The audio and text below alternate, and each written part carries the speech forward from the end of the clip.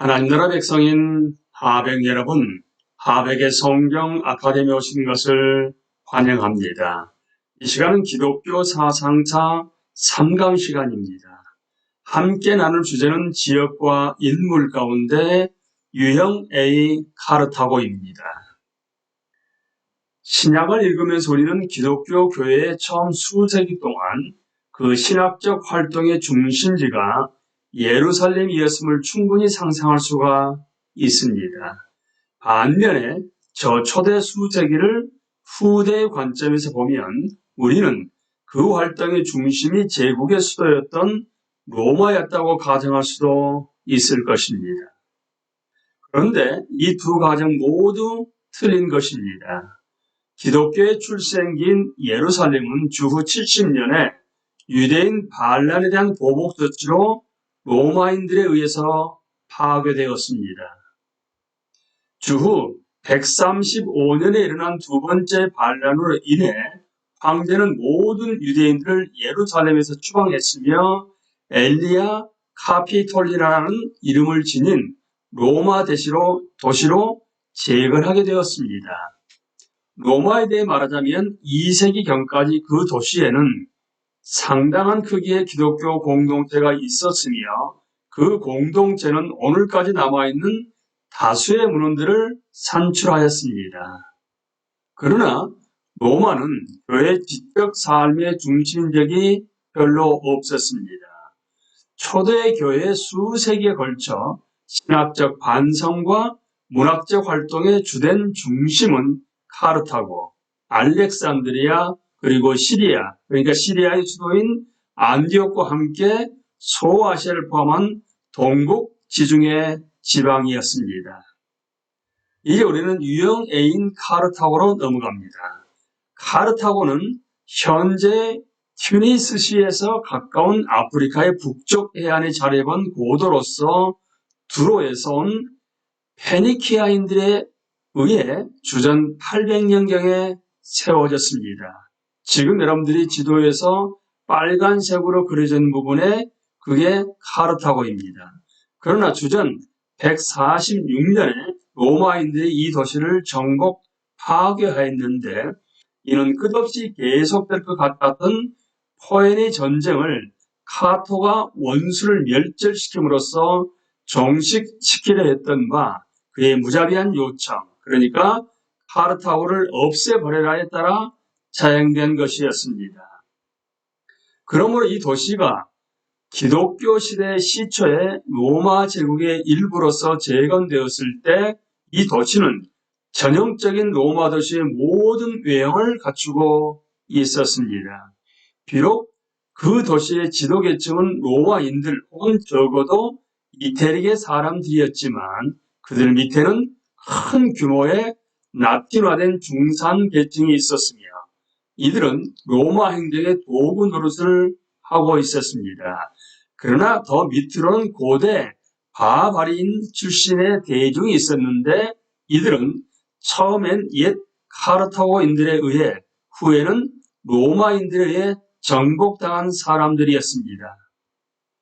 카르타고 기독교의 기원은 알려져 있지 않습니다. 비록 이 새로운 신앙이 로마에서 전래되었다고 전통적으로 생각되어 왔지만 어떤 학자들은 그것이 직접 동방으로부터 유래됐을지도 모른다는 사실을 지적하고 있습니다. 여하튼 2세기 말경에 카르타고에는 기독교 공동체가 이미 흥황하고 있었습니다. 그 감독이었던 아그리피노에 대해서는 그의 이름 외에는 알려져 있는 바가 거의 없습니다. 그러나 그 교회는 펠페티아와 펠리시타스 같은 유명한 순교자들을 낳았습니다. 또한 서방 기독교 신학의 창시자인 터툴리안을 낳았는데 그는 우리가 유형 A 신학이라고 부르는 복음 이해의 주창자 역할을 하게 될 것입니다. 터툴리안은 아마도 그 저작이 남아있는 첫 기독교 라틴 저술가일 것입니다. 그는 2세기 중엽에 태어나 주후 173년경에 기독교로 개종하였습니다. 곧 그는 비록 그 자신이 결국은 몬타누스파에 가담했지만 모든 종류의 이단에 직면하여 가장 확고한 기독교 수호자 중에 하나가 되었습니다. 후에 보게 되겠지만 소정파에 가입하게 되는 이 과정은 그의 신학의 주된 추진 방향에서 볼 때 전혀 놀라운 것이 아닙니다. 어쨌든 큰 교회의 공동체 속에서든 나중에 몬타누스파가 된 후에든 터툴리안은 다작가였으며 그의 저술 중 다수가 현재에도 남아 있습니다. 그 저술을 통해 그는 서방 신학에 자신의 깊은 인상을 남겼으며 처음으로 라틴어로 된 기독교 신학 어휘를 발전시켰습니다. 이러한 이유 때문에 그는 라틴 신학의 아버지로 여겨져 왔습니다. 이로써 그는 오늘날까지 삼위일체 및 기독론의 정식들에서 사용되는 용어 및 기독교인들의 피가 씨앗이다 라든지 아테네인들이 진실로 예루살렘과 무슨 관계가 있는가, 히랍 학술원과 교회 사이에 무슨 일치가 있는가 등과 같은 다수의 명언들을 주도하였습니다. 터툴리안은 법률가였던 것 같습니다. 고대 법의 원전들 중에 하나에는 아마 우리의 신학자였던 것 같은 어떤 터툴리안이라는 사람이 언급되어 있습니다. 여하튼 그의 생각이 법적이었다는 데는 아무 의심도 없습니다. 그의 몇몇 저술에서 우리는 당시 청중들을 설득하는 데 사용되었던 수사학적 구조들을 분별해낼 수 있습니다. 영혼의 증언에 관해 나는 그런 이교도의 영혼을 증언대에 세우고 오늘날의 반대 신문을 연상케 하는 과정을 통해 그 영혼으로 하여금 기독교 신앙이 탁월하게 이성적이라고 고백하도록 만듭니다. 결론적 논증에 해당될 부분에서 터툴리안은 모든 영혼은 증인인 동시에 범죄자다. 그가 진리를 증언하는 정도에 따라 잘못의 죄책이 그 안에 있는 것이다 라고 말합니다. 또 하나의 저술은 이단자들의 반대하는 법규에서 터툴리안은 당시 법적 규정으로 알려져 있던 법률적 논증을 사용하여 이단자들이 그들의 교리를 변호하는 데 있어서 성경을 사용할 어떤 권리도 없음을 주장하고 있습니다. 그에 따르면 과거 수년 동안 교회는 성경을 자신의 것으로 사용해 왔으며 따라서 로마법이 프리아 스크립티오라고 부르는 바 오랫동안 논박할 수 없이 소유한 그 권리 때문에 교회가 성경을 소유하고 있는 것입니다. 결과적으로 이단자들 편에서 성경을 사용하려는 어떤 시도도 부당한 횡령이며 교회는 성경의 의미에 관해 이단자들과 논쟁해야 할 어떠한 의무도 없는 것입니다. 터툴리안이 법률적 논증을 사용하는 것을 볼 수 있는 또 다른 경우는 기독교를 변호하기 위해 저술된 그의 변증서 속에 나타납니다. 여기서 그는 기독교인에 반해서 시행된 법들의 불의함을 입증하려고 합니다.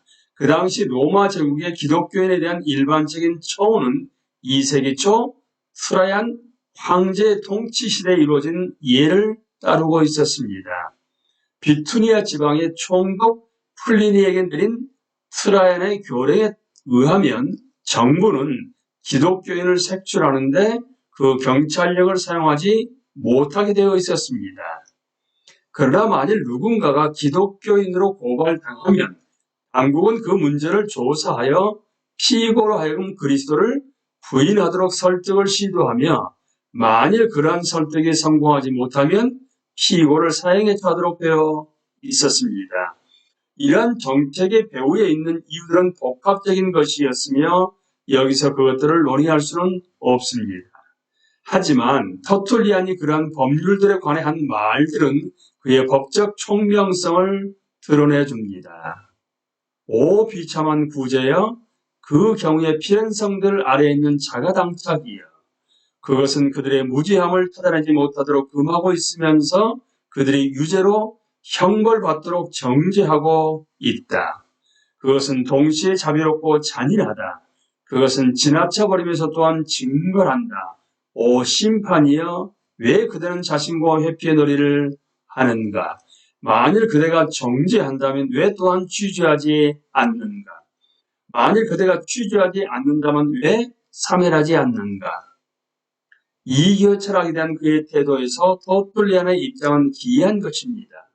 한편으로 그는 모든 이단의 원천이 철학에서 발견될 수 있으며 이단들은 이 철학을 복음과 혼합했다고 주장합니다. 이미 인용된 유명한 말이 나오는 것도 이런 맥락에서입니다. 아테네인들이 진실로 예루살렘과 무슨 관계가 있는가?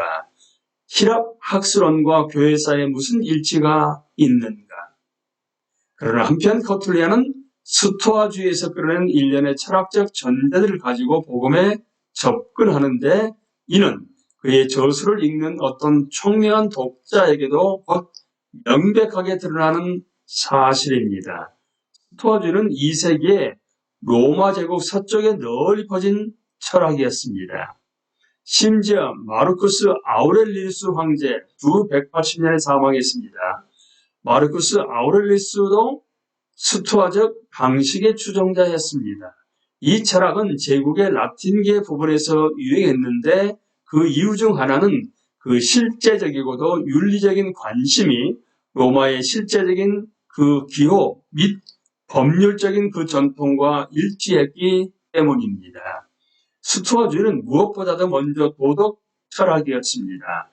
지혜롭게 되는 길은 만유의 지배적 질서인 자연법과의 조화 속에서 사는 것이었습니다. 로마 사회의 기둥격이었던 사람들의 대부분이 그들의 사회와 그 질서가 탁월하게 이성적이라고 믿었기 때문에 스토아주의는 그들의 현실에 가장 잘 맞는 철학이었습니다.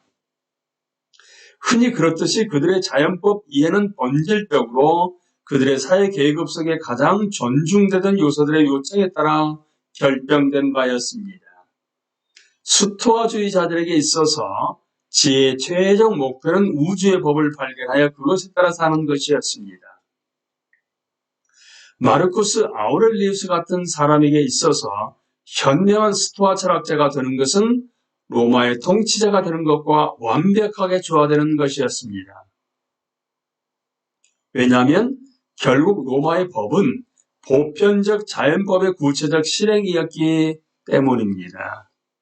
그 시대의 편만한 분위기를 호흡하면서 터툴리안은 대체로 스토아주의자들과 동일하게 현실을 보았습니다.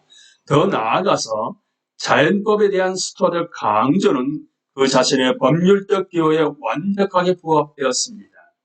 따라서 철학이 신학에 침입하는 것을 거부하면서도 터툴리안 자신은 아마 의식하지 못한 채 스토아주의자였던 것입니다.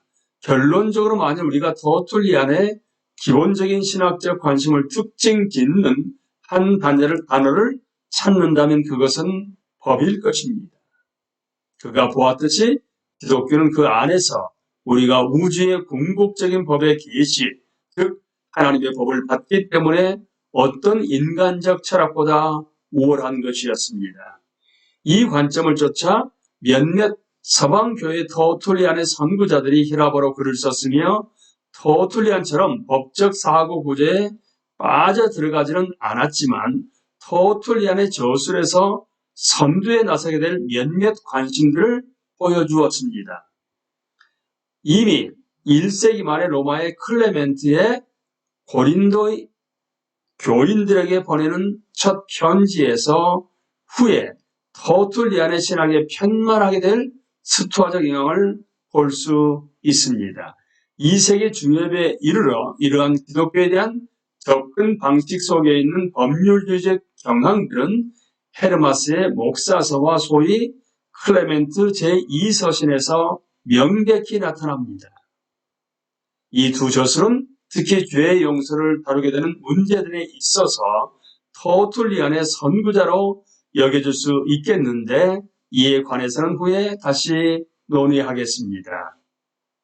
통틀어 이 모든 저술가들은 유형 A 신학이 로마의 실제적이며 법률적인 관심들의 요람에서 그 형태를 취하였던 바 그 초기 발전에 모범이 되고 있습니다. 우리는 이 시간에 지역과 인물 가운데 유형 A의 카르타고에 대해서 함께 나누었습니다. 다음 시간은 유형 B의 알렉산드리아로 넘어가겠습니다. 강의를 마칩니다. 감사합니다.